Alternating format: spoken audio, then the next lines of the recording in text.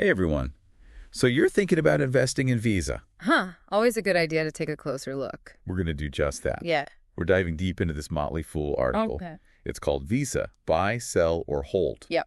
November 29th. 2024. That's right. This deep dive is going to equip you with the knowledge to decide if Visa's a good investment. Yeah. In today's market, We'll unpack the arguments for and against it. some intriguing facts, too. Yeah. So let's get started. Right into it. The article kicks off with a pretty impressive number. Yeah.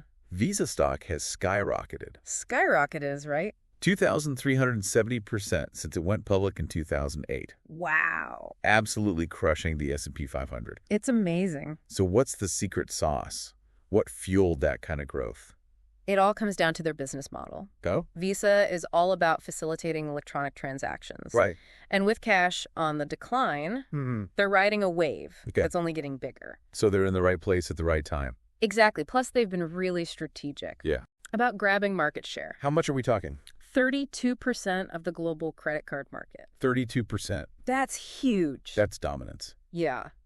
Okay, so the article makes a strong case for buying and holding Visa. Right. They highlight their durable revenue growth. What does that actually mean, though? Well, think of it this way. All right. Visa's revenue, it's like a sturdy oak tree. Okay. Deep roots, Huh? weathers any storm, It's steady. very steady, very consistent, Okay. resistant to those economic ups and downs. So we're not just talking about growth then. Yeah. We're talking about sustainable growth. Sustainable. That's the key. Give me some numbers. Okay, so they brought in $35.9 billion in revenue Wow. for fiscal year 2024. Okay. That's a 56% jump 56%. from just 5 years ago. Incredible. And analysts are predicting about 10% annual growth Wow. for the next 3 years. Okay, so these numbers are obviously impressive. Yeah. But what do they mean for someone who's thinking about investing? Well, those numbers translate into some serious profits Okay. for investors. How serious are we talking? We're talking a 66% operating margin. 66%. Think about that. Wow. For every $100 in revenue, Mm-hmm. Visa keeps 66% as profit. That's incredible. Yeah, it's a huge draw for investors. Makes sense. And they don't just keep it all for themselves. Okay. They're really good to their shareholders. How so? They've been buying back shares, paying out dividends. Okay. Those dividends have grown like crazy. How much? 392% over the past decade. 392%. Unbelievable. Wow. So they're sharing the wealth. They are. Okay. The article also mentions something called network effects. Yeah. I'm intrigued. Well, imagine this. Okay. A bustling marketplace. Okay. Everyone's using the same currency. Right. The more people use it, the more valuable it becomes. Makes sense. That's basically Visa's game. Okay. 4.5 billion cards in circulation, 4.5 billion with a B. with a B, and 130 million merchant locations. They're everywhere. Cause a network. A huge network. And Yeah. the more people and businesses that use Visa, Yeah. the more powerful it gets. The more essential it becomes. Essential. Yeah. Yeah, it's hard to compete with that. Yeah, it sounds like a self-fulfilling prophecy. You could say that. The bigger they get, the harder they are to beat. Exactly. Yeah. But even giants have weaknesses. Right. So the article does bring up some potential threats. It does. Cryptocurrencies, Mm-hmm. specifically stable coins. Right. Could those really disrupt Visa's dominance? Well, stable coins, they're digital currencies Okay. designed to hold a stable value. So less volatility than something like Bitcoin. Exactly. They could challenge Visa. They offer faster, cheaper transactions Okay. if they really take off. Yeah. That could hurt Visa's transaction fees Mm-hmm. and impact their whole business model. But crypto's still a bit of a wild west, isn't it? It is. Lots of potential, Absolutely. but also a lot of unknowns. Definitely regulations are still evolving. We don't know how quickly or widely stablecoins will be adopted. It's a wait-and-see situation. For now, yeah. The article also mentions lawmakers looking into ways to increase competition. All right. They're specifically scrutinizing Visa, Mhm. which could obviously create some challenges. It could. But Visa's not just any player. No, they're not. They're a crucial part of the global financial system. Their network is massive. Right. Their relationships with businesses worldwide run deep. Mm-hmm. That's not easy to replicate. So even with tougher regulations, Yeah. Visa's position seems pretty solid. I'd say so. Okay, but what about their stock price? Yeah.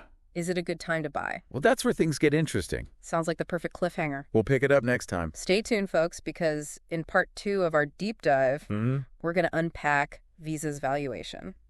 And see if that stock price is justified. Can't wait. Me neither. All right, we're back. Back for more on Visa. Last time we talked about Visa's crazy growth, Yeah, their market dominance. the potential challenges they face. Crypto regulations. Now let's get to the heart of it. The big question? Visa's stock price. Right. Is it a good deal? Is it overvalued? That's what we're going to figure out. The article says Visa's not exactly a bargain right now. It says they have a high Yeah. PE ratio. Price to earnings ratio. 31.9 to be exact, Okay. which is significantly higher Okay. than the average for the S&P 500. Okay, so is this a red flag? What does a high PE ratio really tell us? Well, it's basically a measure of how confident the market is Okay. in a company. Okay. A high PE ratio means Wow. investors are willing to pay a premium Okay. for every dollar of Visa's earnings Recast. because they believe Mm-hmm. in Visa's future growth potential. So it's like a bet.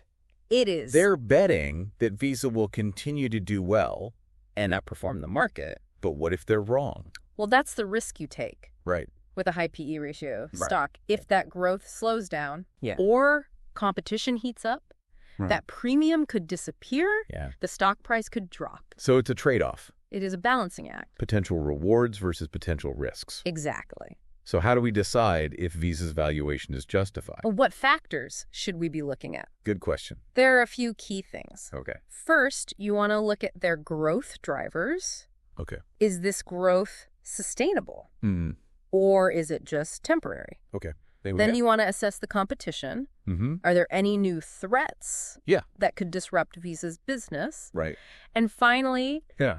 you got to consider the big picture. The economic environment. Exactly. Are interest rates rising? Is consumer spending slowing down? All those things. Yeah. They can impact Visa's earnings. And therefore its valuation. That's right. So figuring out a fair price for Visa, Yeah. it's not exactly simple. It's not a simple calculation. It's a lot to consider. It takes careful analysis. Yeah, you can't just look at one number. No, you got to look at the whole picture. Okay, so the article also talks about dollar cost averaging as a way to manage risk Especially with a stock like Visa. with a high valuation. That's right. Can you explain how that works? Sure. Imagine you're buying apples. Okay. You're not sure if the price is going to go up or down. Yeah. So instead of buying them all at once, Right. you buy a few each week, Okay. regardless of the price. Some weeks it's higher, Some weeks it's lower. but over When you time, figure out the price. you get a good average price. So that's dollar cost averaging. That's it? Instead of trying to time the market perfectly, Yeah, you're spreading out your investment, exactly. reducing your risk, Right. If the price fluctuates, which it probably will. it usually does. So you're basically taking advantage of those price dips Mm-hmm. Buying more shares when the price is lower. and potentially lowering your average cost. Interesting strategy. It's a good one. So dollar cost averaging. Yeah. It's a good approach for someone who believes in Visa long term, Mm-hmm. but is maybe a little hesitant about the current price. Exactly. Remember, investing, it's a marathon, Not a sprint. not a sprint. It's about making smart decisions, Mm-hmm. managing your risk. And letting your investments grow over time. That's right. Now, before we wrap up, Okay. I want to go back to something we talked about earlier. What's that? Competition. Ah, yes. We talked about crypto. Right. Stable coins. Are there other players out there Oh, yeah. vying for Visa's spot? Definitely the fintech world is constantly innovating. Okay. You've got mobile payment platforms. Like Apple Pay and Google Pay. Exactly. Peer-to-peer payment apps. Venmo, Zelle. Those are popular. Super popular. And Even social media giants. Facebook getting involved. They're dipping their toes in. So it's crowded out there. It is very competitive. How is Visa responding? Are they just sitting back? Oh, no, they are not sitting back. What are they doing? They're investing Oh. in new technologies, new partnerships. They want to stay ahead of the curve. Exactly. They have to. So give me some specifics. What are they doing? Well, they're expanding contactless payments, Okay. exploring blockchain technology Makes sense. for security and efficiency, Mm-hmm. and they're even collaborating with some of those fintech startups. Interesting. They're tapping into those innovations. So they're not just defending their turf. No, they're not. They're looking for new opportunities. Absolutely new avenues for growth. Smart. It's like a chess match. Okay. They're always thinking a few steps ahead. But even with all of this, Yeah. there's still this big question looming. The big one. The future of money. Will traditional currencies even exist? Will we all be using Bitcoin to buy our coffee? That's the million-dollar question. I don't think anyone knows the answer. It's hard to say for sure. But one thing's for certain. What's that? The way we pay for things. It's changing. It's undergoing a massive transformation. And Visa is right there in the middle of it. It's exciting, It is. but also a little overwhelming. For the average investor, Yeah, trying to keep up with all of it. it's tough. So how do we make sense of it all? That's where critical thinking comes in. Okay. Healthy dose of skepticism. Don't buy into the hype. Or the fear. Yeah. Do your research. Ask the tough questions. Challenge assumptions. Don't just read the headlines. Exactly. Look deeper. Understand the trends. That are shaping the world. It's not just about numbers. No, it's about understanding the bigger picture. That's what makes these deep dives so valuable. Yeah. We're not just giving you facts. We're encouraging you to think critically. Develop your own investment philosophy. Navigate the world of finance. With confidence. All right, so let's recap. All right. Visa, Mm-hmm. strong track record, Dominant market share. commitment to innovation.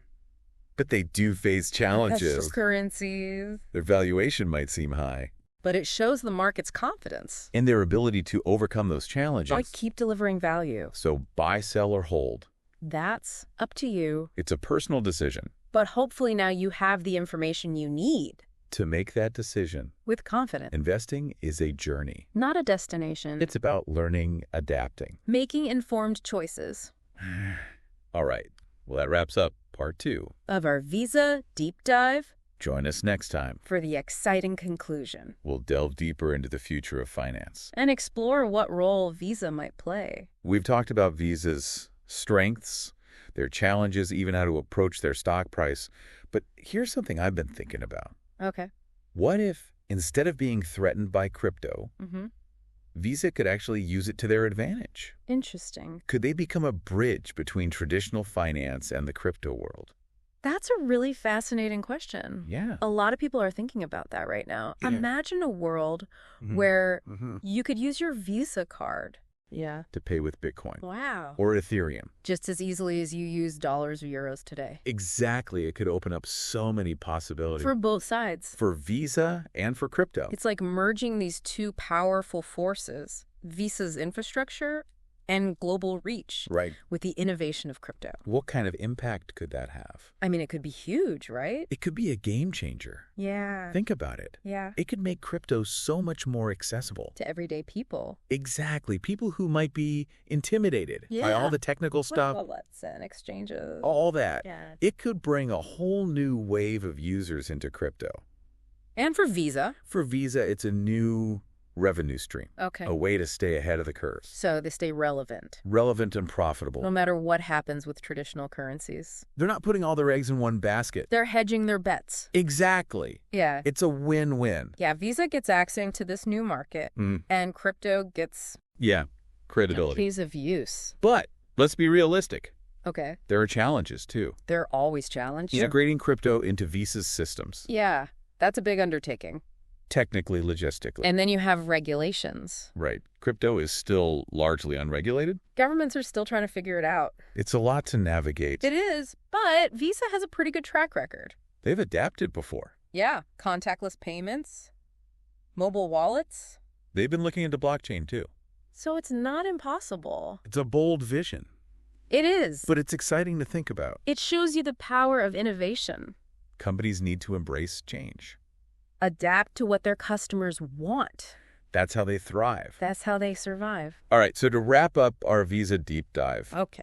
we've seen their strengths, Incredible growth. their dominance, The potential threats. crypto regulations competition, And of course, their valuation. which might seem high But it reflects the market's confidence. in their future. So should you buy, sell, or hold Visa? That's up to you. It's your decision. But hopefully now, You have the information you need. to make that decision. A well-informed decision. Investing is a journey. It's a marathon, not a sprint. It's about learning, adapting. And making smart choices. Thanks for joining us on this deep dive. Into Visa. We'll see you next time For another fascinating exploration. of the world of finance. Until then, keep learning and keep investing.